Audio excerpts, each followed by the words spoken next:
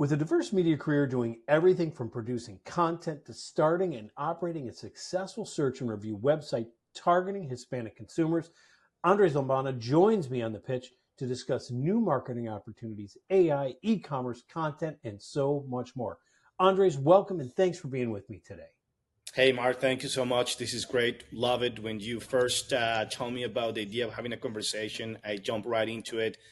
We always have really cool conversation and exciting to talk about a little bit about the state of the market and the opportunities that we see ahead. Without a doubt. With that, before we get into that, tell me a little bit about your background and what kind of makes you unique to not only the Hispanic space, but just marketing in general.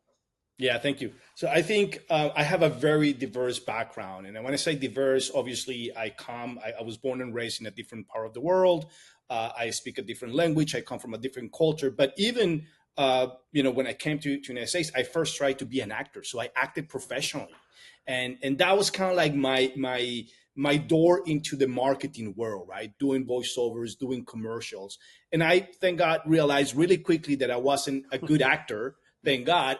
So I moved into behind the cameras. I went to school. I studied TV. I studied film. And then I landed a job at Telemundo right off school. And that was the dream job. And I was really excited. I had just gotten married. And then maybe 9 months into it, I got laid off. I was kept as a freelancer coming in and out. But I had made so many good connections and relationships internally within Telemundo and with the clients that then they start calling me on the side and say, hey, listen, can you shoot this interview for me? Or can you shoot this commercial for me? Or like, hey, I really like the approach you had on this idea. So then I started borrowing a camera from Peter and then a microphone from Joe and then a light from somebody else. And I started doing production. And I created Mass Communications, which was my first company. And, I was relatively successful within the Spanish-speaking world of United States. We did a lot of really cool content for Coca-Cola, for Coors, for the billboards, for Telemundo, and for the White Sox. And halfway through that, I decided, hey, listen, you know what? I want to get my company to the next level. Everything I've learned in business had been empirical up to that moment by making mistakes with my own company. And I thought, I'm going to go back and study an MBA so I can take my company to the next level, right? And so I did that MBA, and halfway through the MBA, I was like, everything I'm learning, it's not applicable to my little startup in the creative services world, right? Everything I'm learning is for like large corporations. So that was kind of like a wake up moment. And it just happened that at the same time, one of my clients, which was Tribune Publishing, knock on the door and say, hey, listen, we have this crazy idea, which is producing a daily newscast from our newspaper newsroom with our newspaper news and ecosystem. So it's kind of like marrying a little bit the newscast, broadcast, and the newspaper world. And I thought that was fascinating because obviously Tribune has, great content, great journalism, a great brand. It was the Oi brand at that time. And so I left my company aside, I joined Tribune, and then I got really deep into the business side of media and marketing. Different from what I have done, but also very exciting. I learned a lot. That So led were me. you? So were you? Would you? Was that a more journalism as opposed to marketing at that role? That is correct. It was 100% journalism because it was more production based. The content that we put out was journalism because it was a daily newscast. But very and you will relate to this. One of the things that I realized there is that on the broadcast side of things, oftentimes we become very used to using certain tactics to keep audiences watching us and we tell ourselves that these tactics are going to come back. And what I realized there is that we were operating at a third of what the local big Spanish speaking stations would operate here in the city, and we were getting very good ratings because we focus on the product. We focus on providing good stories because we focus on giving the audience what they wanted to know, the news of the day that So really was this impacted their lives. and was this so this was part of Tribune? Was it digital or was there an over the air It was over voice? there. It was an agreement that Mundo Fox at the time had That's right. with OI, where the newscast, the daily newscast for the local Fox broadcast was going to come from the OI newsroom. So the broadcast was called Hoy Noticias Mundo Fox, um, And and so it was that because you brand. couldn't put enough names on that. Yeah, exactly, right. It Yeah. has a nice ring to it. Yeah. But then after that, I really focused on the management side. I ended up running or managing the brand of OI, being the general manager. That was very exciting. And it was right on the shift of the Hispanic audience, and there was a lot of questions about, where was the Hispanic audience, right? All of these marketing data that you get is like the Hispanics, it's a multi-billion-dollar market. Everybody's got to tap into it, and the money wasn't there. The money wasn't there for us. The money wasn't there for any of the radio stations or even the networks and the local TV stations. So we went through a really interesting um, change of looking where the audience was and what was going on. I'll get into some details later about that. But one thing that I learned during my Tribune years was the content commerce and the affiliate marketing business model. And I thought that was really a game changer. Yeah. Just because performance marketing uh, is such a good tool to very clearly and transparently understand your audience, see what are the levers, being able to make decisions quick, right? In the world of some of the digital spend and in the world of some of the linear television and the print advertising, it was almost, you throw a blanket and you see what you catch, right? Yep.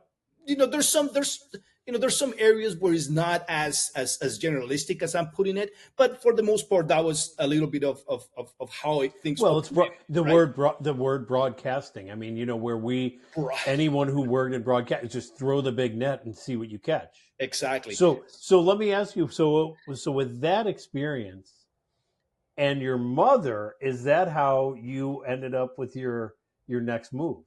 Yeah, exactly. So when I learned about this model, it was a game changer. It just happened that with some changes in Tribune, I got laid off again, and it was right on the pandemic. And I started doing some research about content commerce in the Spanish-speaking worlds, from Alaska to Patagonia, right? And if sometimes you would, Google, in Spanish, what is the best computer, you will get content from Spain, and then maybe three stages down you start getting content from in English, because there was just not content. There was a content gap in the digital world. So I thought that was an opportunity, right? So I set up a startup where we created the content and the technology behind monetizing that content and positioning that content. And I will go to premium publishers in the Spanish speaking world here in the US and LATAM and partner with them to develop these verticals of their websites. And that was very successful. We created an MVP with like tape and like pieces of sticks, if you mind, very bootstrapped. And once we got our first client, it was like dominoes. We closed 7 partnerships within 3 years. I think I saw the phrase somewhere in doing a little bit of research on this: consumer focused journalism. Would you agree that? So in a sense, you were a third party talking about I'll just say an iPad or an iPhone, and yet the opportunity was paid, let's say by Apple, to get the review of their product. Is that in a sense how it worked? Yes and no. So the first part, yes, right? The idea is that for many of those publishers, developing this content was costly. Um, Positioning this content and focusing on the SEO portion of this content and the technology behind monetizing this content could be costly. So that's where we come in, where we would do it between quotes for free, or at least at no cost to them initially. And then we will split 50-50 um, the revenue, but the monetization wasn't on the brand paying us to do the review. The Okay. monetization was on affiliate marketing, where if we drove that consumer into, let's say, Amazon, and they purchase that and then purchase, maybe five different other items, we will get a commission from that, and they will Sure. give 50% of that commission. It's a volume business model. So it's really if you drove them, Correct. it was purely on a pay if they click, like a pay as you click. Yes, and that's what I love. I think performance Yep. marketing, it's great because I mean the advertiser is really paying for the conversion, Absolutely. Yep. and that's And huge. and then that company you started around the pandemic. What's the name of that company? So that was Revoou, Okay. and 2 years into the company, I sold 49% to a German company who are leaders in this business model in the world. They had just great partnerships in Europe. They were interested in LATAM. I sold them 49%. I'm not a technical guy. Hmm. A content media marketing guy, just like you are. Um, and they were supposed to come in and bring a lot of technology and AI behind some of the things that we did, and they did some. But once we were getting traction, some of the algorithm changes happened with Google, and Right. though it didn't impact us immediately, I saw the writing on the wall where I think the model that we were using that was based on search, it's going to be challenged in the future, and um, something that everybody in media and marketing understands. However, it's hard to sometimes execute. Is you should own your own audience. The value of owning your own audience and having a direct channel of communication with your own audience, it is the best way to contact, to communicate, and have that audience follow you. We Which had is a really challenge. which is really what you're seeing now with companies wanting to own their own channel, Yeah, their own vertical. I mean, and horizontal. I mean, they want to up and down, left, right. They want to kind of own that space, which makes it difficult for certainly for traditional channels, legacy media. It makes it really difficult when you're cluttered. But if you can bring them into that environment, and I think you were maybe kind of starting that, and probably the changes that Google made out, they very disruptive. Um, but kind of creating, you were out to sort of create. What I guess now is almost like a fast channel. Almost, it's yeah, absolutely. And I think, listen, I think you're absolutely right where you say that with the bombardment that everyone has with content constantly via our phones, via our social medias, content is, I mean, before we were consuming content, I don't know, I would say, and I'm making these numbers up, but back in the day, probably 20% of our time we were awake. I yeah, mean, that number has gone up probably to like 40 or 60%. We're constantly being bombarded by some type of content. yeah. You can't get away from it for sure. Exactly. So I think one of the most fascinating trends that we're seeing, obviously, in marketing, that it's not new, but it continues to evolve, and it's more important as time goes by, is brands, products got to see themselves as publishers. They have to create their own brands. They have to create their own content. They have to create that communication with their audience. And the foundation that we have in Revoou for content commerce was based on search. So we were dependent on Google, and once Google changed those algorithms, that communication is lost. And we, because the brand where this content was hosted on wasn't our brand, it was the publisher's brand, then we didn't have a lot of flexibility into creating those channels of communication or a direct engagement with the audience. So I thought it was a good time for me to leave. I sold the Sure. rest of the company to the German to Evergrowing, which is an absolutely great company, just really smart guys. Hmm. And I help them a little bit with other things. I mean, one of the things that they were developing was an AI powered newsletter and e-marketing tool that was heavy on personalization, which I think it is really interesting, and personalization is something that we're going to see exploding in every area of marketing and content. Uh, but there's a lot of challenges. There's a lot of people doing the same thing. How you differentiate yourself is just really hard. So it's very competitive space at the time. Yeah, I think I've talked to a lot of people about AI, from content creators to people making videos, writing scripts, you name it. I mean, we're all kind of using it in some way or another. What does seem troubling is that the visuals that come back look very similar, no matter what you're doing, Yeah. and the writing. My wife is a college counselor, so she sees a lot of college essays. They start to look alike, and our correspondence look alike. So if anything, that personalization you talked about, that is something that I think, people who are like, oh, AI is going to take over the world. I feel that the problem with AI is that it all starts to looking like vanilla, Yeah. and it's not, that personalization to write a sentence that actually resonates. It's hard, but it worked for you, and you just talked about how AI is very powerful, but it's still going to need checks. I Yeah. think AI is, I completely agree. I think the foundation of content creation, telling the stories itself, you can rely on certain areas with AI, but I think where AI is going to be a game changer, and it is today, is not on personalizing that content itself, but it's probably personalized how it's presented to you, or choosing from a wider bank of content what is that you like and presenting it in the way that you like.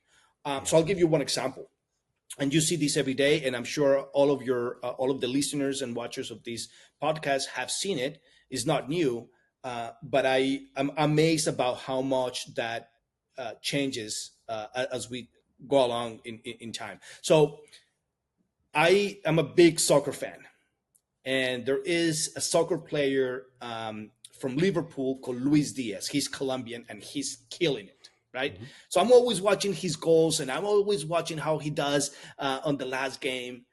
And when I go, I log into Google, and even when I log into my connected TVs, I'm always having thumbnails of Luis Diaz, Mm-hmm. not about the club, not about the goals, not about the Champions League. It's always about Luis Diaz. But then if I next week start searching for a different um, Yeah. uh, uh, soccer player, Oh then yeah. I'm starting getting thumbnails. If you look for the same goal, but look at from the point of view of like you're a fan of that team, that same clip, that same video is going to have a different thumbnail, and that's how they're personalizing it, right? They Yeah. know I like Luis Diaz, and I'm going to click on Luis Diaz. Yeah. Um, Same with female and male. My wife and I like some of the same shows.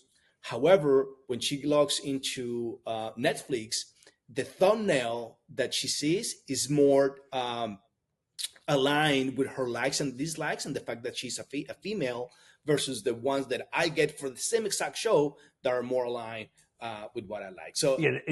It's certainly the alpha beta testing of what tile works better for, on YouTube. Um, uh, you're going to be told, oh, you need to have 3 or 4 clips. I mean, that is very interesting to to play the game, I suppose. yeah, and I think that's where personalization is going to make a huge difference, right? Yeah, It's and then choosing, from the world of videos in YouTube, what are the ones that you like after of you course. watch that Luis Diaz video, right? I think Well, that's where personalization comes. well, speaking of production, you had, when you were, I think you told me when you had review, you had, your team was, all remote. I don't think you had anybody local. You were very lean and mean. How was that working? Because a lot of us are being told, go back to work, maybe work remotely, hybrid. How was it? You were probably forced to, but it worked out in your advantage. How was it working with the staff? I think not just here in the U.S., but across Yeah, the Latin world. America, right? Yeah. So yeah, we had a team of about 10 guys, and they were all spread out from Poland to Oh, Venezuela to Colombia, with my partners in Germany, so Spain. So they were all spread out. So I think it's a different approach. I think the level of performance from the team, it was as good as if it was in office, if not better. Um, but I think the approach as to how you manage a team and the communications are different. A lot of tools that could help you do that. The ClickUps of the world, obviously having live documents where you put tasks and people go in and make comments and check off when the task is done. All of those things, I think, is a different approach. Uh, but we had we built a company from people all over the world working at different time zones. So yeah. I think there's some areas where that could happen. What we were doing, it's a good example that can be done, and it works. However, I would say there are certain job types and certain industries where that might not be ideal. Just as a manager, where you've never met these people in person, how did that make your evaluation of the talent and their work that they were executing? Yeah, no, I think it's a great question. I think a lot of the face-to-face office comes on a relation, and there's an emotional portion of it where because you build relationship with the people that you work in office, you also Sure. build a relationship with the people that you work online. However, I think the task and the getting things done and how things are getting done becomes a more important metric than that emotional relationship that you build with some of your teammates. And I think it's good and it's bad, but for us it worked fine, right? Because as I mentioned, we would also meet a lot. We would also have Slack channels open all the time. We have live documents all the time, so there was always that communication. But it was very task oriented, right, and very timeline task oriented. So it Yeah. was a task for X day at an X time. And if you didn't, the dominoes will fall down. So when Yeah. things were getting done, boom, you click it up and then you move forward. And on the manager side, having the right communication of say, hey, listen, we need this task for this time, and these are exactly the things that we need to see, and these are the outcomes that we need from the task. Yeah. So you would eagerly embrace that model again. I would definitely, again, for certain roles, for Mhm. certain industries, not for everything, but Sure, for of the course. working digitally, digital marketing, absolutely. I mean, we would have the same brainstorming sessions that you had in a room with 4 or 5 people about a spot, about how you go to market with a certain product, a certain client. We had the same thing, but online, right? And it was it worked fine. Yeah. So, with your experience in the Hispanic market, um, you know, what are the new opportunities? Because it sounded like maybe Revoou became mature and the market changed with shifts at Google. What are you playing around with next? Where do you see the next opportunities for such a huge market? Yeah, that's a great question. I mean, definitely the market has shifted towards a mobile market. So it's not only digital, but it's digital and mobile, right? Um, and I think the fast so in terms of let's say digital content that is text and pictures, I think the only play is a national play, because there's the local play doesn't work anymore. Yep. It's just there's just not enough money, right? So whoever goes into being the top digital media for the Spanish speaking market in the United States, it's got to have a national play, not a local play. Forget about it, right? So Well, that's one. or even beyond that, if it's a Hispanic play, could that be a Latin play where it's just literally across all borders, like you said, from Alaska to Patagonia? You Absolutely. know, So InfoBay is a really good sample of that. InfoBay, they haven't come to the United States too much, but they are a regional LATAM news site. and they are on the top of the trends on every single country because they have that universal mentality of providing news for the Spanish speaking market, right? They do localize some things, right? Because they what's happening in Colombia internally versus what's happening internally in Argentina. So there are different things, and their audiences are interested in that. But there's also global and regional news that they're very interested in, so that can go across frontiers. Um, and I think on the video side, what we discussed, I think the fast channels, that's the way to go. I think that's where people are tuning in, and specifically um, those channels that provide free content, whether it's short or long form. So, again, fast channels, but also the YouTubes of the world. Hispanics and Spanish speaking Hispanics in the US over trend on YouTube. They're spending most of the time on YouTube. Why? Because it's free, right?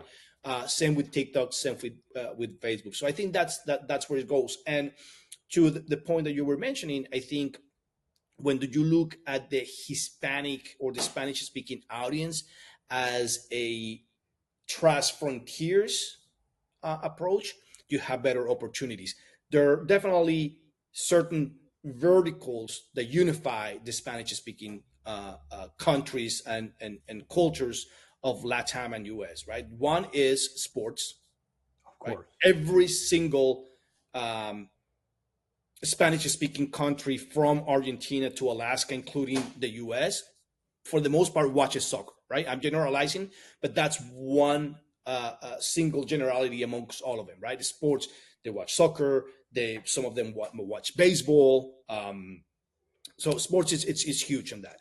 The other one is music. Music transcends frontiers. And, reggaeton is big from Argentina to Alaska, period, Yeah. right?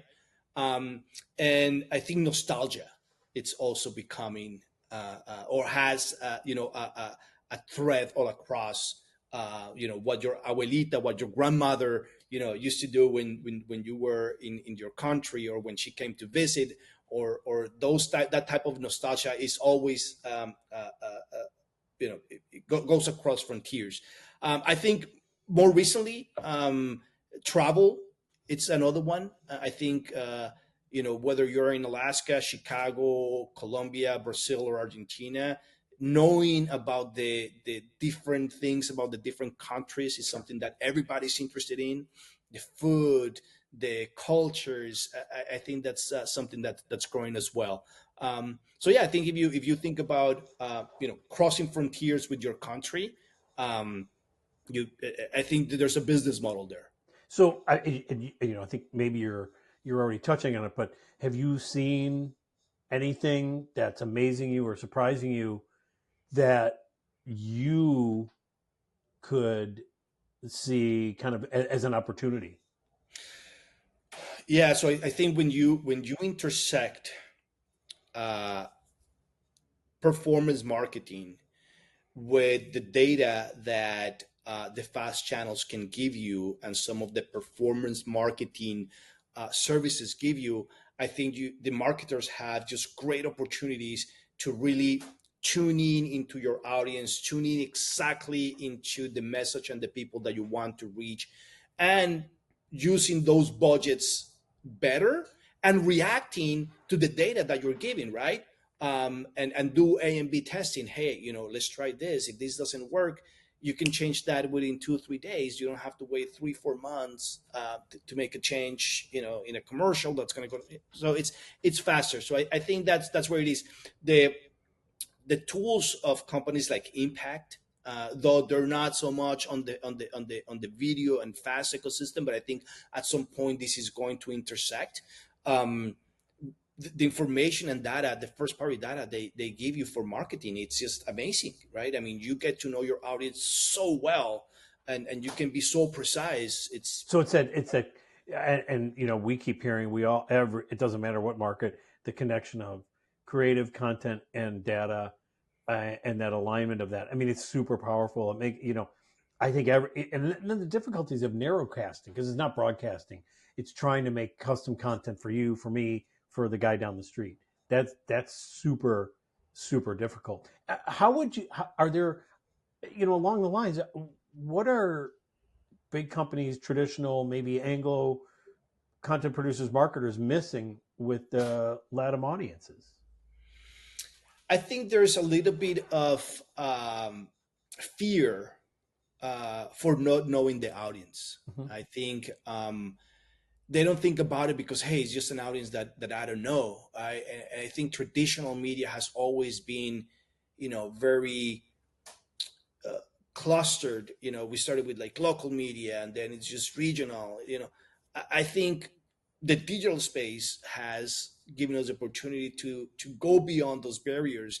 And I think all of those content producers might not think about them because fear of not knowing the audience, but they react to the same things that the rest of the audiences react. Good stories, quality, right?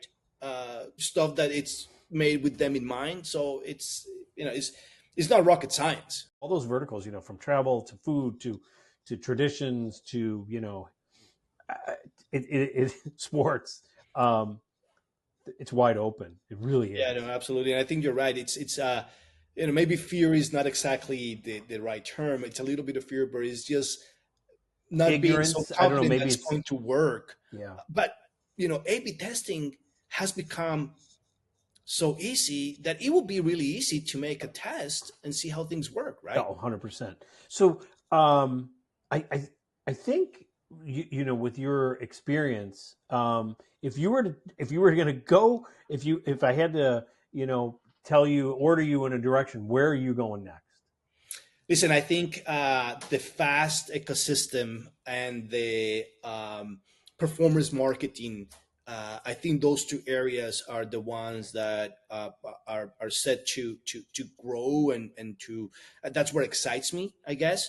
Um, and I think one of the areas where I think companies, whether brands or media companies, have to work is on what we talked about, just being focused on generating that channel where you can communicate, where you engage with your audience.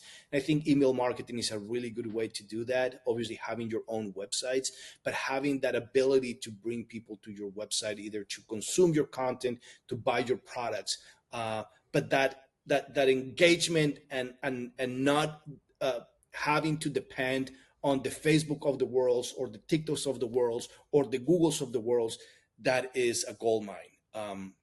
Because if you own your audience, you're good. I mean, imagine for a second for a marketer if they don't have to spend money in any of those other channels, and you have just that channel that you got. I did some M&A when I was in Revoou. I helped this German company do some M&A, and the digital companies that have the most value were those who have the largest and most engaged audience.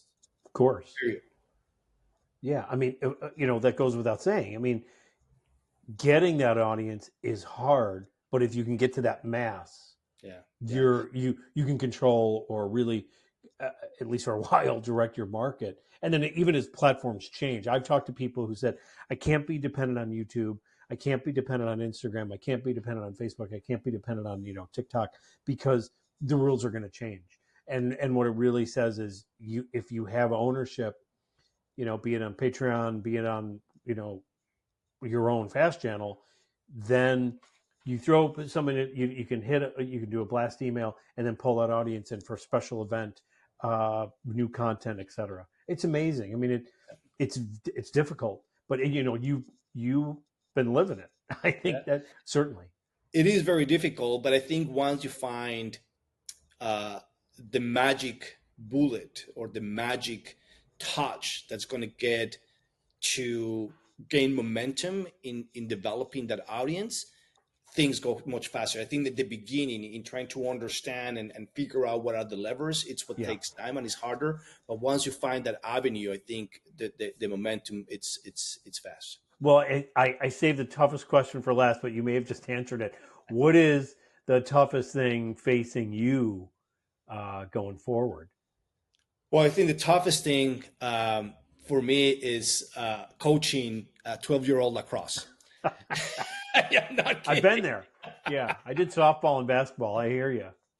I thought 12-year-old lacrosse. It's really hard. The hardest thing I ever done. But no, listen, I think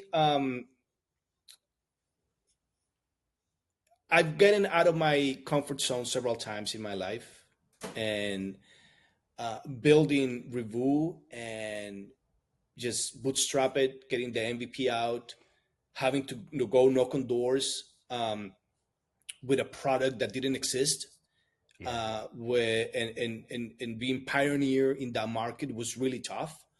Um, but I've also been in positions where I have to sell the unsellable, and having something that could be sold that brings certain interest from the other side. It's great to have. So having built that was just really tough. But I will do it again, because as tough as it was one of the most exciting things I ever done in my life. I'm sure that you will. I'm sure that you will build it again. Excellent connections, great contacts, and a real knowledge of the Hispanic market will certainly go far. Hey, listen, I want to thank you for being with me today. These are excellent uh, tips. Your stories have been phenomenal. I think anybody who listens to this can learn a lot about the Hispanic market. Any links you want to send me, I'll put them on down below. We can find out more about you if we jump into LinkedIn. And Andres, I want to thank you. Anything else you want to leave us with? Hey, listen, this has been a great conversation. I think you ask very good questions. You've always in the forefront, trying to find what is the next thing, trying to figure out how things work, trying to get the most out of what's happening in the industry. So thank you so much for inviting me, and I really looking forward trying to do this again with a different Absolutely. topic. Absolutely. Listen, thank you again. Appreciate the kind words. And again, links below. And thank you for joining us. And Andres, thank you for joining us on the pitch.